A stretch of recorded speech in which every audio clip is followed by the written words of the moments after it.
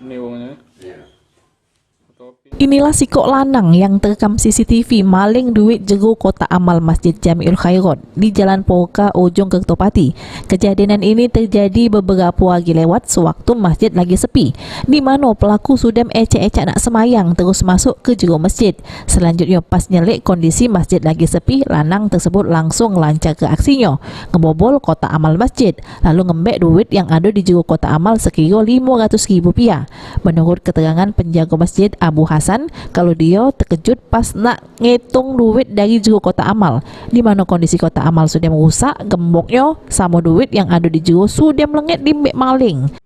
Jadi kejadian itu kami lagi ada orang hajatan di situ, jadi tahu-tahu waktu sore itu, waktu sudah isya itu kami angkat dulu.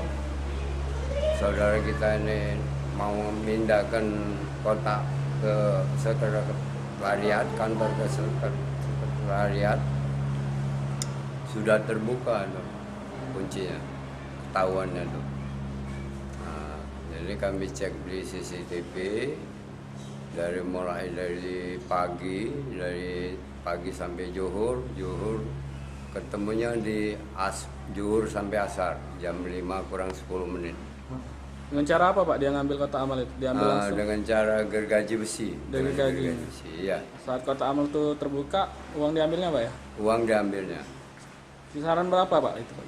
Sekitar 500-an lebih lah itu, soalnya baru ada hajatan kan dari dipakai.